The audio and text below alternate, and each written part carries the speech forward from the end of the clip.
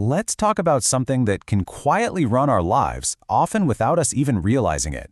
I'm talking about these hidden identity traps.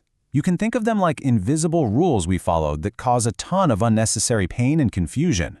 Today, we're going to pull back the curtain and see exactly what they are and how they're holding us back.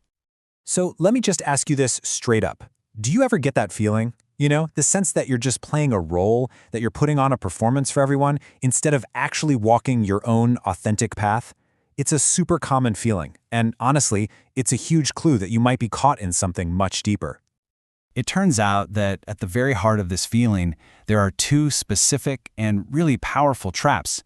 People can fall into these for huge chunks of their lives. I'm talking years, sometimes even decades, without ever knowing they're there. Just understanding what these are is the absolute first step to breaking free. Okay, so let's break down the first one. We're calling it the performance. And it's pretty much exactly what it sounds like. It's when you're living your life as if you're constantly on a stage, always looking for applause from an audience, instead of just living from a place that feels real and true to you. So what is this trap really? It's all about trying to be someone else. You pick another person, their success, their personality, their life story, and you use it as a ruler to measure your own. But here's the thing. That's a game you can literally never win. And this trap is so sneaky. It's not always some big, dramatic thing. It can be as subtle as admiring someone so much, you start to copy their every move.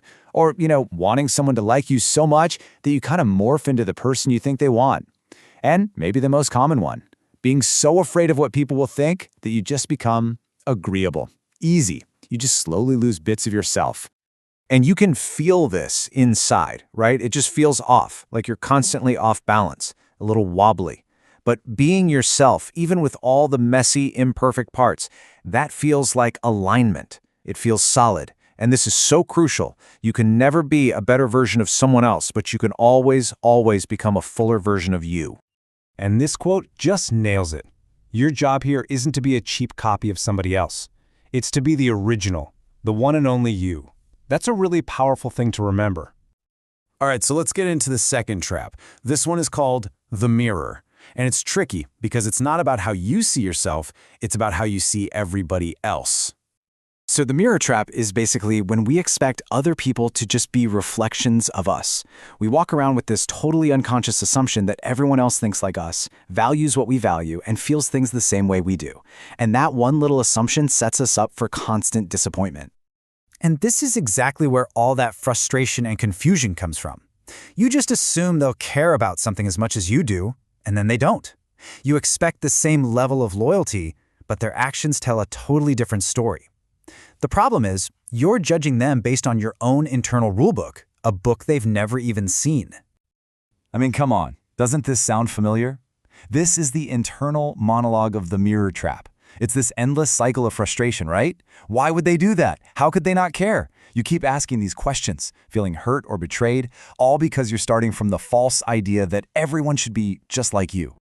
But here it is, the simple, incredibly powerful, liberating truth. People are just different. That's it.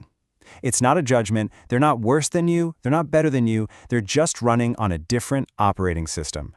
Accepting this one idea is the key that unlocks so much peace. Okay, so we've identified the two traps, the performance and the mirror. Now, what does it actually look like to get out of them? What's the freedom that's waiting for us on the other side? Well, the way forward is actually beautifully simple. It boils down to two things. First, when you stop performing and trying to be someone else, you get your authenticity back. And second, when you stop expecting other people to be just like you reclaim your serenity, your inner peace. It's a direct trait. And what does that freedom feel like in your actual life?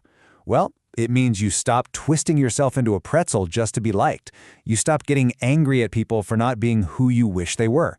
You start building healthier relationships because you're finally seeing people for who they actually are. And best of all, you finally get to see and be your true self. No apologies. This is what it feels like to be truly grounded. Now, this all sounds great in theory, but how do we actually apply it when we're in the thick of it? Well, there's a wonderfully simple and practical tool we can use anytime we feel that inner tension start to build. So here's what you're going to do. The next time you feel that knot in your stomach, that conflict or disappointment or insecurity, that's your signal. Instead of just spinning around in that feeling, I want you to just pause and then ask yourself two very specific questions. And here they are. First, just ask, is this feeling coming up because I'm trying to be someone else right now? And then, or is this because I'm expecting this other person to be just like me? Honestly, just the act of asking the question can often dissolve the confusion right then and there. It's an amazing little tool for instant clarity. And we're going to end on this because it just sums the whole thing up perfectly. Your life really, truly begins the moment you finally let yourself be yourself and you let everyone else be who they are. So the question I want to leave you with is this: which trap might you be in right now? And what would it feel like to finally step out of it?